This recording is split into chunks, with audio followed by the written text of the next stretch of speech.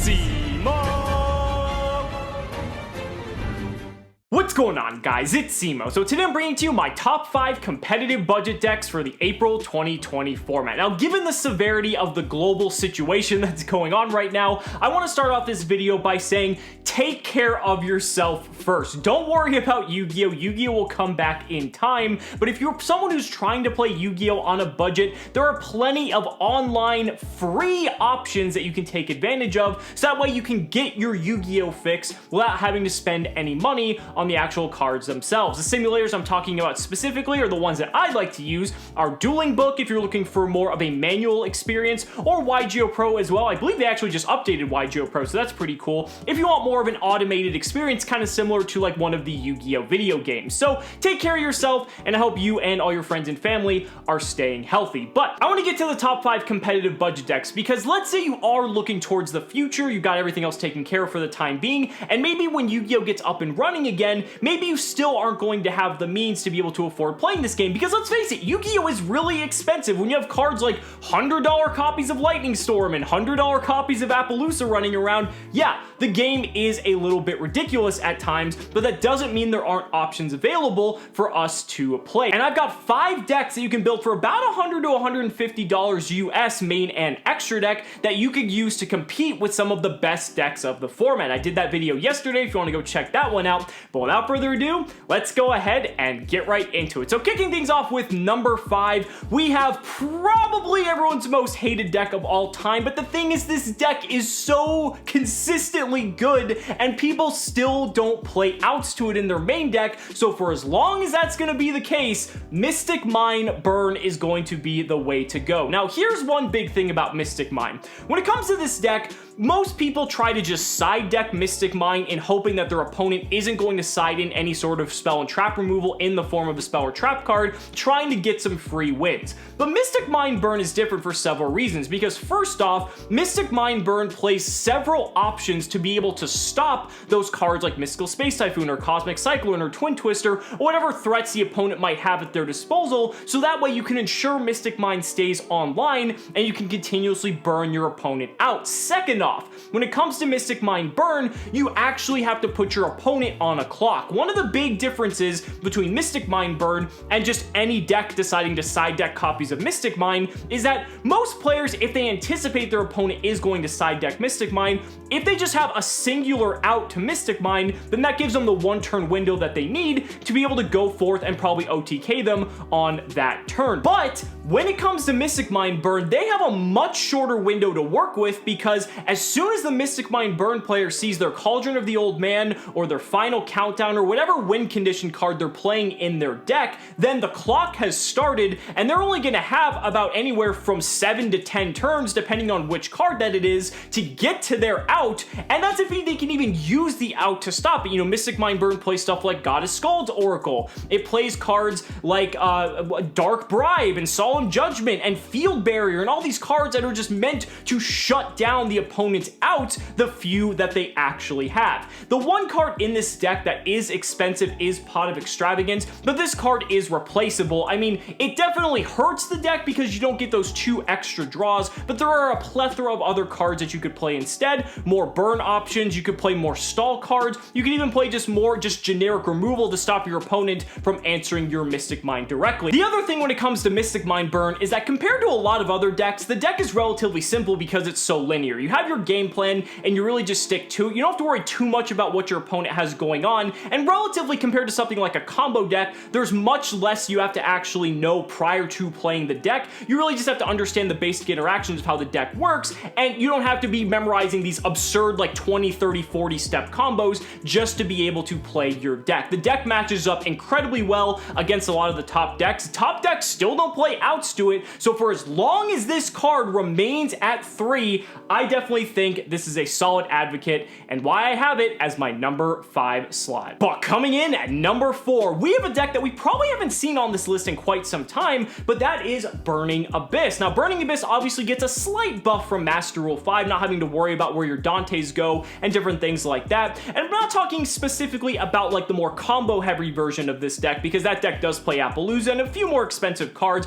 I'm actually talking more about a more control oriented Burning Abyss build that plays trap cards. I'm talking stuff like Karma Cut and Paleozoic Dinomishus, kind of like the Burning Abyss of the old days, like going back to Duelist Alliance format. I think this deck is actually very solid. This deck actually did recently well at a online tournament of Master Rule 5, and this goes to show that a deck like this is able to compete. Now, obviously, we don't really have tons of data to go off of, but clearly in a field of very strong players, a deck like this is able to thrive. And Burning Abyss does have a lot of good things going for it. In terms of like starters, you only really need like any 2 Burning Abyss cards to really just get on a just basic generic board, followed by some trap cards, and those trap cards can actually be very detrimental for your opponent to deal with. Cards like Karma Cut and Paleozoic Dinomishus can not only deal with threats so effectively, but they also trigger any of your Burning Abyss cards. In addition to that, you've got cards like Farfa to be able to deal with any threats just because of the fact that it can banish and it doesn't destroy, then clear the way for you to do whatever plays you wish, maybe even an OTK with like Borrelsword Dragon. The only expensive card when you look at this Burning Abyss list is something like Evenly Match, and again, that's probably replaceable. I think another card on here is Masquerena, but aside from that, this deck is very, very inexpensive. The amount of power you get for the value is incredible, and for those reasons, that's why I gave Burning Abyss my number 4 slot. Now, coming in at number 3, we have a deck that actually used to be at the top of the tier list, but it's definitely fallen down a few rungs ever since it suffered some major hits to the deck, but that deck is Orcas. Now, I want to talk about Orcas for a couple reasons. First off, even though Harp Horror is banned, you still have a lot of the power behind this deck. You just have to kind of jump through some extra hoops and get extra cards to kind of replace that Harp Horror effectively to get that extra body on board. But you can still do essentially all of the same combos that the deck is capable of doing, and I think that is very cool. Second, with the release of Dual Overload and now Union Carrier, you're able to take advantage of a card like Dragon Buster Destruction Sword so that any of the top tier meta decks that take advantage of the extra deck will be completely locked out, and good luck taking out a Dragon Buster Destruction Sword when it is protected by Dingirsu. That is one of the most disgusting locks imaginable. The deck is very good going first or second because it's able to OTK but also set up some pretty formidable boards. But the main reason I wanted to include this deck on this list is because once we eventually get Eternity Code, because it just got delayed, so who knows when that's going to be, we're going to be getting Mech Knight Girsu, and this card takes this deck to an entirely new level. Keep in mind, in the OCG, Orcas is currently the best deck of the format. Now, obviously, their format is different. The deck has different hits than it does here in the TCG, but Mech Knight Girsu is part of the reason why this deck is the best deck of the format, regardless of the differences between the TCG and the OCG. If there's anything that's going to bolster this deck to a new high tier status, it's going to be Mech Knight Girsu, and so investing in the deck now, while all the cards are inexpensive, before Mech Knight Girsu is released, you'll have everything you need. Then once the card is out, you can pick up your playset, you don't really have to change too much, and you're going to have a much more explosive deck. I think the deck is still really solid for what you're paying, and for those reasons, that's why I gave Orcas my number 3 slot. But coming in at number 2, we have a deck that consistently manages to make it onto these lists in some form or another, but thanks to Dual Overload, this deck is almost pretty much entirely budget at this point,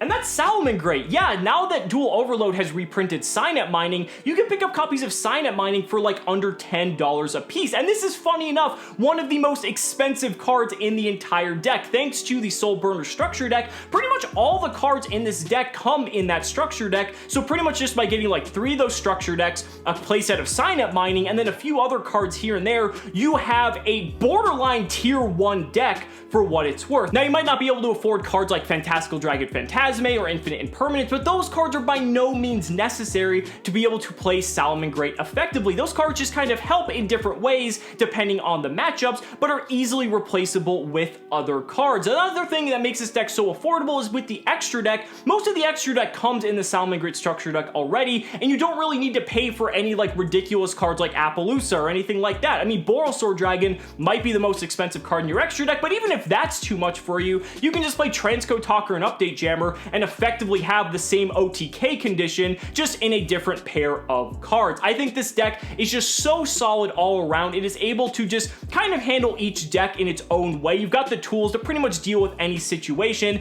And what more could you ask for in a deck, right? Now that everything is so affordable, there is no better time to purchase this deck, especially if you have the means to afford it. So for those reasons, that's why I gave Salamangreat my number 2 spot. But that's gonna bring us to my number 1 competitive budget deck of the April 2020 format. And if you haven't already figured it out, I'm going with Shouldall. Now, similar to Salamangreat and the Soul Burner structure deck, Shouldall is now very budget and very affordable thanks to in part to the Shouldall Showdown structure deck, pretty much reprinting the entire archetype at common, and I think that is absolutely incredible. Having access to Winda for an affordable price that basically shuts down like 80% of the metagame is a card you want to have at your disposal. This is arguably one of, if not the best deck of not only last format, but this upcoming format as well. And yeah, you may think you can't afford stuff like the invoked half of the deck because that's what makes the deck so powerful, but there are substitutes for the invoked cards. One in particular is Trickstars. Yeah, Trickstar can very easily substitute the invoked cards because